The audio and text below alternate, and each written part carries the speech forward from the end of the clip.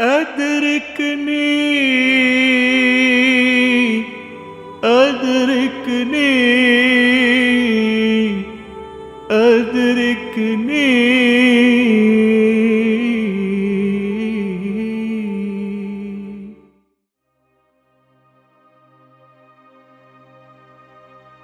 As mentioned already, the birth of the 12th Imam was to be a hidden, secret affair.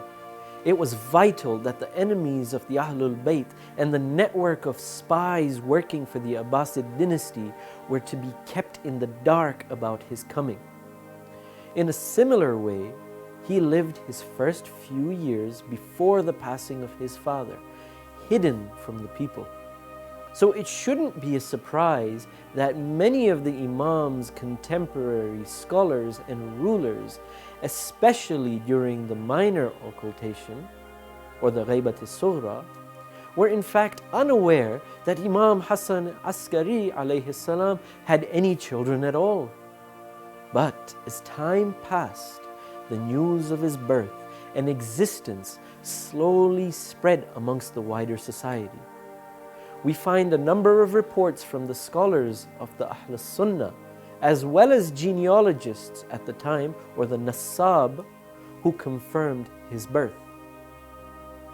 Amongst today's contemporary experts in genealogy is Al-Sharif Anas Al-Kutubi Al-Hasani of Al-Madina Al-Munawwara.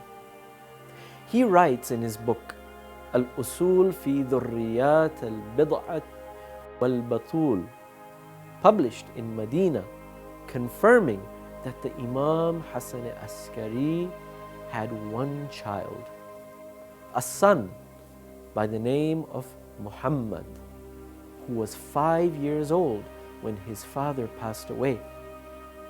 He writes, "The matter is indisputable between the Sunni and the Shia that he was hidden and news about him was veiled and that he did not appear in public." The author further states that there are some historians who unequivocally deny that Imam Hasan al-Askari had any children at all. However, their negation loses its value when the sources are investigated. The author continues, "What is established by those of expertise in this field from the recent and distant past is that there remained no news about him, where he lived and where he was buried, that is the Imam. But this is rejected by the genealogists amongst the Sadat and the Hashimis. There are many earlier writings that support his view, such as Al-Allama Al-Sayyid Muhammad ibn Hussein Al-Husayni Al-Samarqandi Al-Madani, who died in the year 996.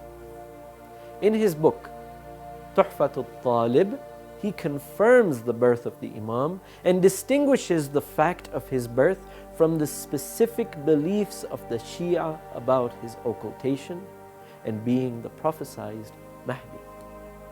Going back even further, we find the renowned historian and genealogist Ibn Ambah, who died in 828, writing in his book Umdatul Talib, confirming that Imam Hasan al-Askari alayhi salam had a son who he refers to al-Imam Muhammad al-Mahdi rahimahullah, thus confirming his birth and existence.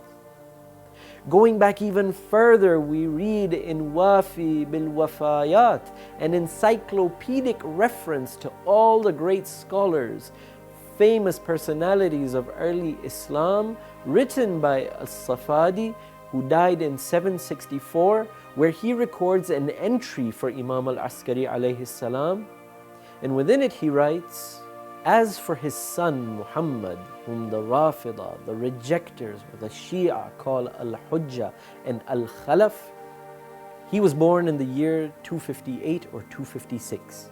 He lived for 2 years after his father and died, and he disappeared, and it wasn't known how he died.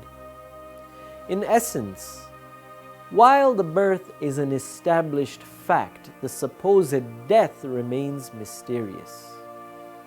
The contemporary historian and biographer, the renowned al-Dhahabi, writes something similar in Tarikh al-Islam wa Wafayat al-Mashahir wal-A'lam. He lived for 2 years after his father, then he disappeared, and it isn't known how he died.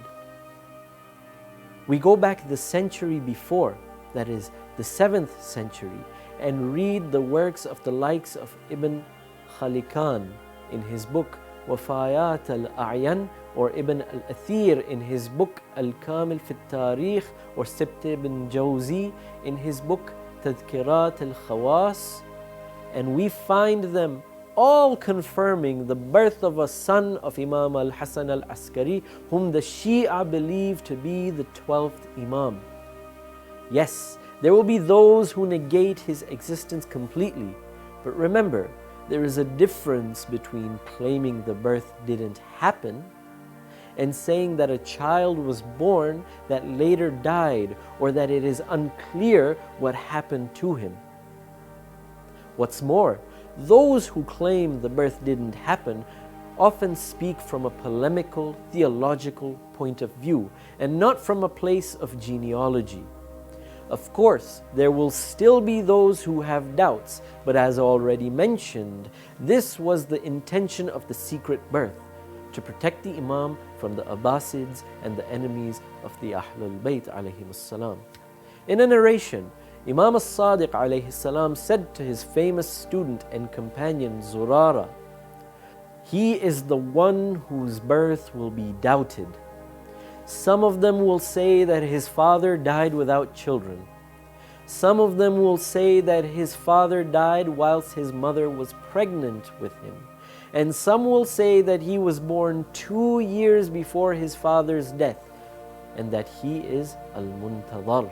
And in a Sahih hadith from Imam al-Rida alayhi salam, Ayyub ibn Nuh narrates that the Imam said that the 12th Imam will be Khafiyul Mawlid, or Makhfiyul Wiladati wal Mansha. His wilada, his birth, and his beginnings will be hidden. And there are many more traditions narrated from the Ahlul Bayt alayhimus salam foretelling the secret, hidden birth of the Imam. ADRIKNEE